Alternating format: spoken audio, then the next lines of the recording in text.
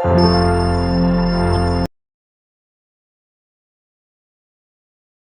muhibbin rahimakumullah, al-ashir min asma'illah al-husna al-jabbar.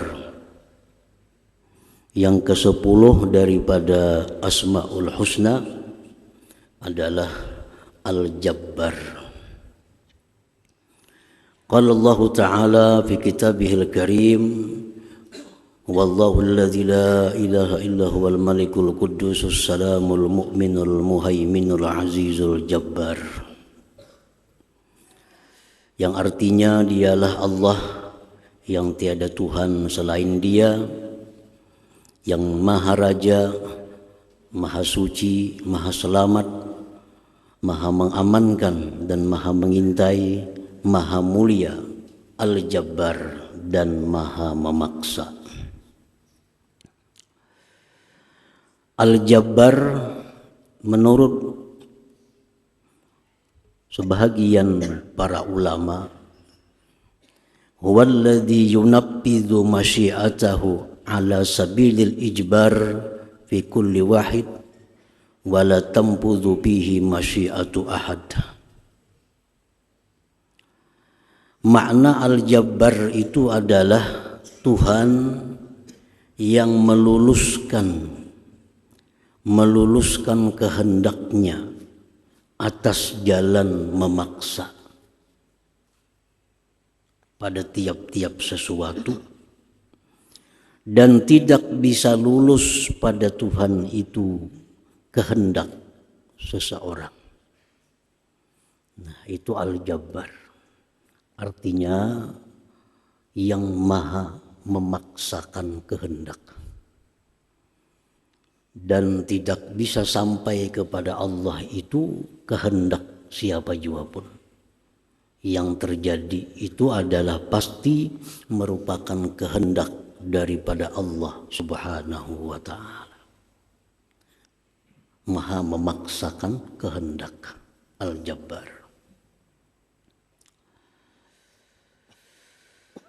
Di dalam Asarul Qudsi Allah Subhanahu wa ta'ala berfirman, anta turid wa ana urid wallahu yaf'alu ma yurid. Artinya engkau itu bisa berkehendak. Engkau bisa berkehendak itu ini.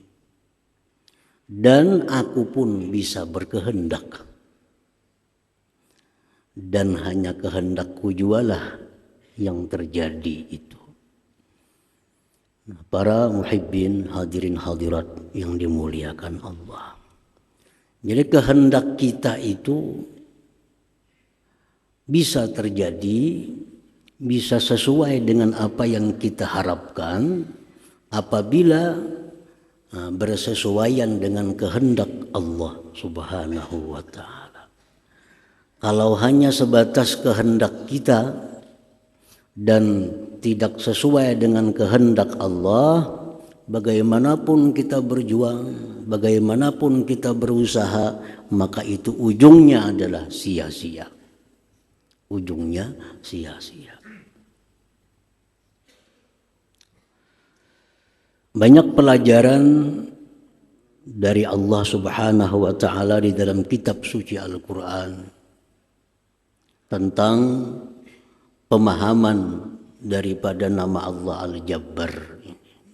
Salah satu di antaranya adalah kisah Fir'aun. Suatu malam Fir'aun ini bermimpi. Ada seorang laki-laki yang akan lahir dan akan meruntuhkan kerajaan Fir'aun. Dalam mimpinya itu, dalam mimpi Fir'aun itu akan ada anak yang lahir, yang dia itu anak nantinya meruntuhkan kerajaan Fir'aun. Begitu Fir'aun bangun dari tidurnya, Fir'aun mengumpul menteri-menterinya. dibikin satu perintah ke seluruh penjuru negeri Mesir. Mulai malam ini siapa ada yang melahirkan anak laki-laki dibunuh. Nah, ini kehendak Fir'aun untuk menjaga kelestarian kerajaannya. Jadi mulai hari itu siapapun ada perempuan di negeri Mesir yang melahirkan anak laki-laki itu dibunuh. Untuk menyelamatkan kerajaan Fir'aun. Jadi ada sana anak laki-laki lahir dibunuh. Ada di ujung negeri berita anak laki-laki lahir dibunuh. Nah, dengan ini Fir'aun berharap, berkehendak supaya kekuasaannya itu bisa terus-menerus. Tetapi itu kehendak Fir'aun.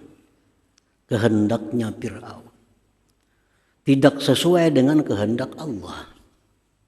Ternyata laki-laki yang menghancurkan kerajaan Fir'aun itu justru laki-laki yang ada di istana Fir'aun itu sendiri, yang diasuh Fir'aun sejak kecil, yaitu Nabi Musa alaihissalam.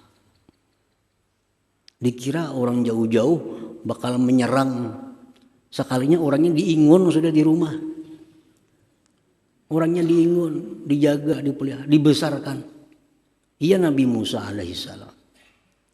Itu kehendak Allah.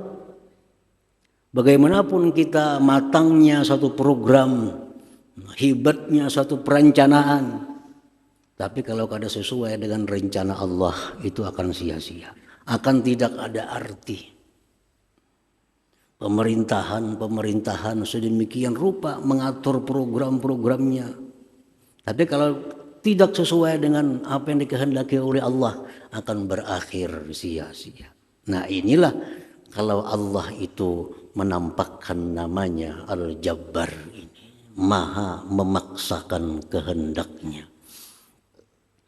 Nah, hadirin hadirat yang dimuliakan Allah.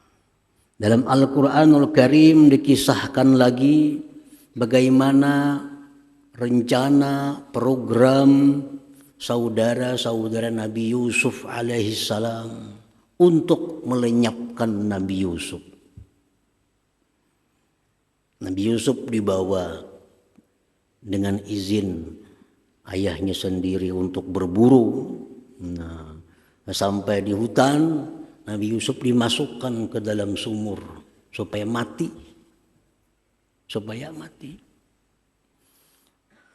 Begitu pulang ke rumah, saudara-saudara Nabi Yusuf ini melaporkan kepada ayahnya bahwa Nabi Yusuf dimakan serigala. Habislah cerita Nabi Yusuf. Perkiraan dari saudara-saudaranya. Ternyata apa yang terjadi, Nabi Yusuf diangkat dari sumur itu oleh seseorang dan dijual sampai ke negeri Mesir. Nah, akhirnya Nabi Yusuf menjadi seorang raja. Dan akhirnya saudara-saudara Nabi Yusuf yang berencana melenyapkan Nabi Yusuf tadi mengemis kepada Nabi Yusuf, minta bantuan makanan karena sedang terjadi kelaparan di tempatnya itu. Nah, ini rencana manusia. Rencana manusia, kehendak manusia. Apabila tidak sesuai dengan kehendak Allah, terjadilah demikian. Nah, Al-Jabbar yang maha memaksakan kehendaknya. Para muhibbin rahimakumullah. Jadi Al-Jabbar itu sebagian ulama lagi mengatakan huwallazi ajbara khalqah ala ma arad min islamin wa kufrin wa ta'atin wa ma'siyah. Al-Jabbar itu dialah Tuhan yang memaksakan makhluknya atas menuruti kehendaknya. Memaksakan kita agar menuruti kehendak Allah Subhanahu wa ta'ala. Baik Islam, baik kafir, baik itu merupakan taat kepada Allah atau maksiat kepada Allah. Bilal bin Rabah, sahabat besar Nabi kita sallallahu alaihi wasallam. Nah, Bilal ini pada awal mulanya merupakan seorang budak, seorang hamba sahaya miliknya Umayyah bin Khalaf. Umayyah ini berkehendak agar Bilal ini jangan beriman kepada Nabi Muhammad sallallahu alaihi wasallam. Dengan macam-macam cara tuannya si Bilal ini dirayu, dibujuk, diancam sampai disiksa. Tetap Bilal mengatakan tiada Tuhan selain Allah. Dan akhirnya Bilal diselamatkan oleh Abu Bakar Siddiq radhiyallahu anhu dan menjadi seorang sahabat Rasulullah sallallahu alaihi wasallam. Nah, ini kehendak Allah. Allah menghendaki Bilal ini orang Islam. Allah menghendaki Bilal ini orang yang mulia. Bagaimanapun kehendak tuannya kada akan terjadi. Demikian cara dibujuk langsung, dibujuk pakai perantara, dirayu segala macam, diancam bahkan hendak dibunuh. Keyakinan Bilal sedikit pun tidak berubah. Kenapa sebabnya? Karena Allah telah menghendaki Bilal ini musliman, seorang muslim. Jadi rencana-rencana ini gagal total kalau sudah tidak sesuai dengan rencana Allah, dengan kehendak Allah subhanahu wa ta'ala. Hadirin hadirat yang dimuliakan Allah, Yasir lagi contohnya, dan istrinya Sumayyah. Ini orang-orang yang dikehendaki Allah Islam, disiksa bahkan sampai dibunuh kedua-duanya, sedikit pun tidak bergisir daripada iman Islamnya. Yasir dibunuh, Sumayyah istrinya pun dibunuh oleh Abu Jahal, tetap tidak meninggalkan keislamannya. Nah, demikianlah kalau sudah Allah menghendaki seseorang itu muslim, siapapun tidak akan bisa menggodanya, siapapun tidak akan bisa merusak imannya. Karena Allah itu Al-Jabbar, Allah maha memaksakan kehendaknya itu. Nah, para muhibbin, hadirin hadirat yang dimuliakan Allah.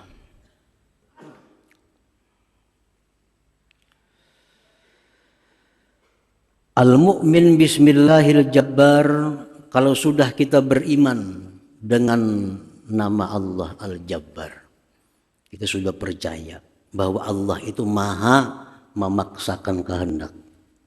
Kada kawa dilawani artinya.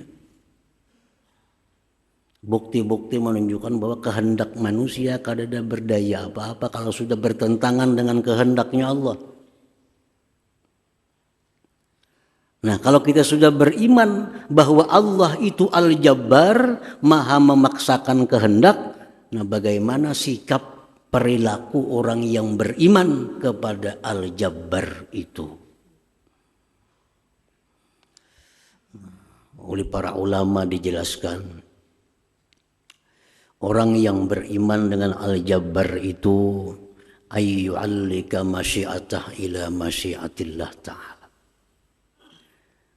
Dia selalu menggantungkan kehendaknya dengan kehendak Allah subhanahu wa ta'ala.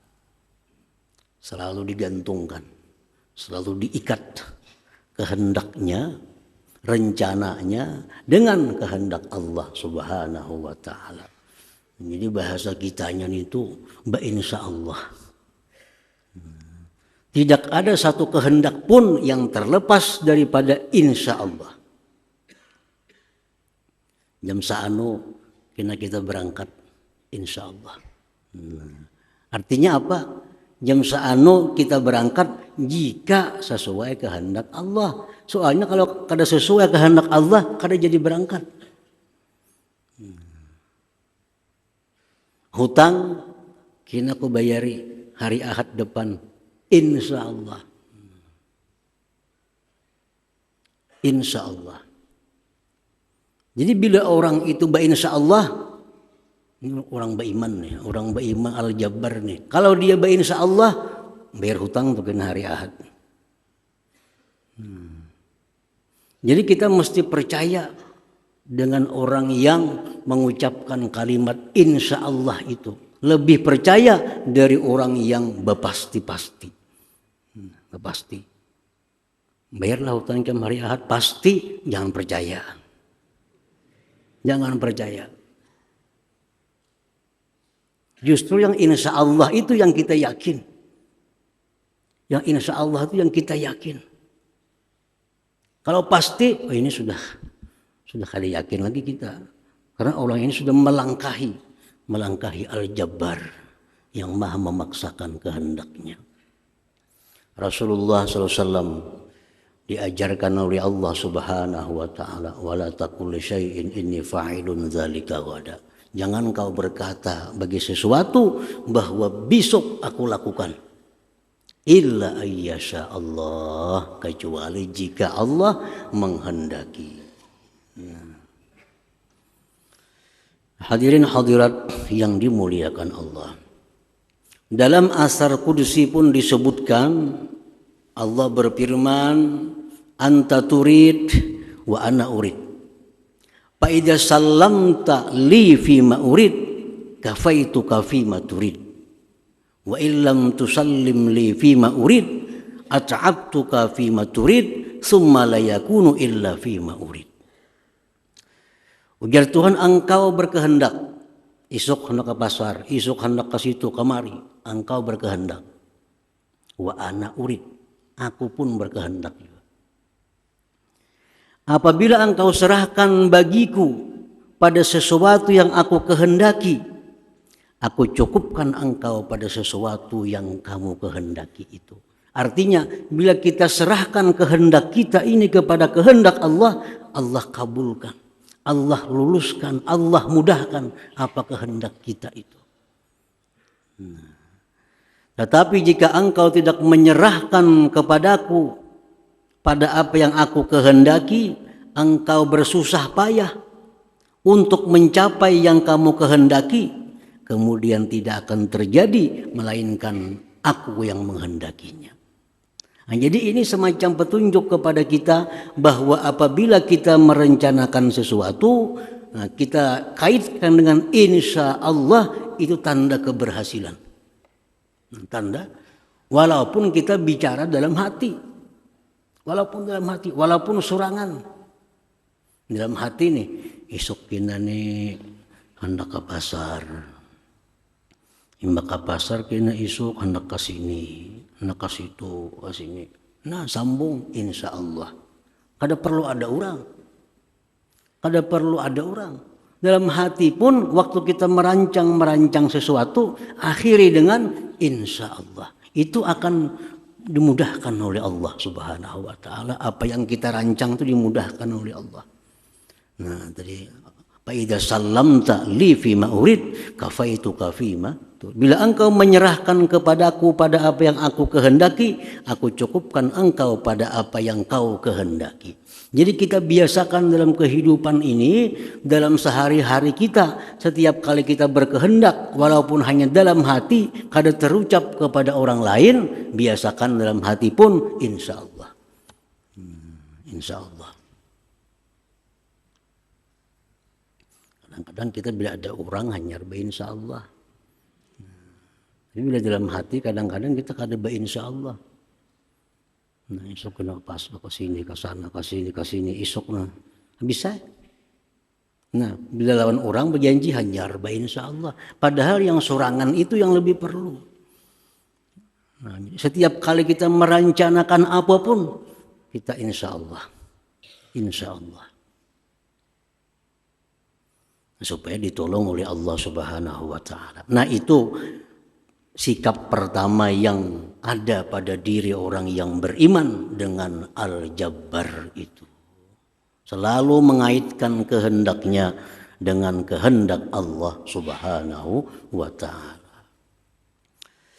Kemudian yang kedua, wa ayyakuna jabbaran ala nafsihi al-ammarah bi fi'lil khairat hatta sarat mutmainnah. Yang kedua, orang yang beriman kepada nama Allah Al-Jabbar ini, dia memaksakan kehendaknya atas nafsu ammarahnya dengan berbuat kebaikan sehingga nafsu ammarah itu menjadi nafsu yang mutmainnah. Nah, kita paksakan kehendak kita untuk melawan kehendak-kehendak nafsu ammarah. Jadilah kita ini seorang al-jabbar terhadap nafsu ammarah kita. Sehingga nafsu ammarah tidak sedikit pun bergerak, berkehendak kecuali sesuai dengan kehendak kita. Nah, ini sudah al-jabbar. Dia beriman kepada nama Allah al-jabbar yang memaksakan kehendak kepada makhluknya, maka kita pun bersikap memaksakan kehendak kita kepada nafsu ammarah kita. Jangan sampai hidup ini sedikit pun kita dikuasai, didikte oleh nafsu ammarah itu. Ini nafsu ammarah hendak maksiat. Nah, hendak maksiat. Kita beriman kepada al-jabbar. Jadilah kita al-jabbar. Kita paksakan kehendak kita agar nafsu ammarah yang hendak maksiat ini jadi kada jadi. Nah, supaya jangan jadi. Nafsu ammarah hendak meluluskan hawa nafsunya, hendak meluluskan syahwatnya. Nah, kita gunakan al-jabbar ini untuk menekan kehendak, memaksakan kehendak kepada nafsu ammarah agar jangan sampai berbuat sesuatu yang dilarang oleh Allah Subhanahu wa taala. Nah, ini al-jabbar.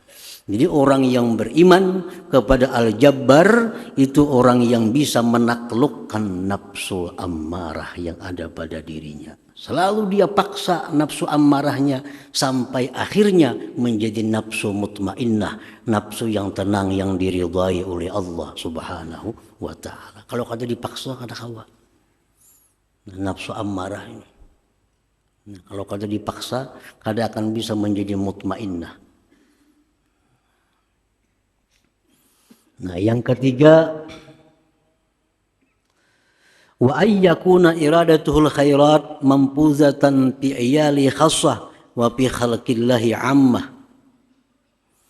Yang ketiga, orang yang beriman kepada al-jabbar ini bahwa kehendaknya yang baik itu lulus terlaksana, terutama pada anak istrinya, keluarganya.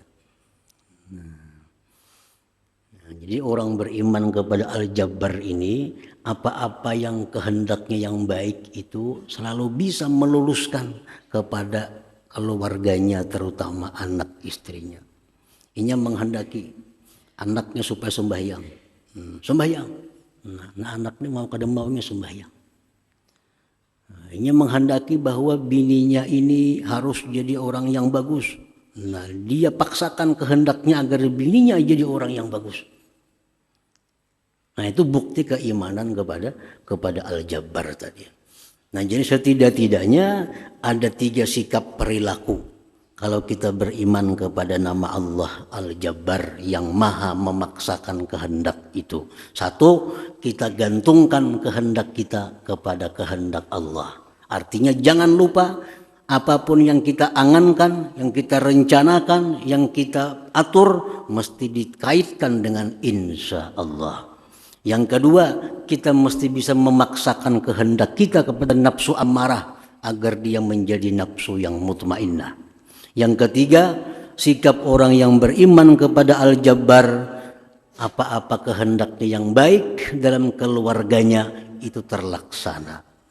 Apa-apa tujuan baik terhadap anaknya, istrinya terlaksana, kada akan gagal. Nah, demikian cara, bagaimana cara supaya kehendaknya yang baik terhadap bininya, anaknya terjadi, jangan sampai gagal. Nah, 3 sikap itu didapat oleh orang yang sudah beriman kepada nama Allah al-jabbar itu.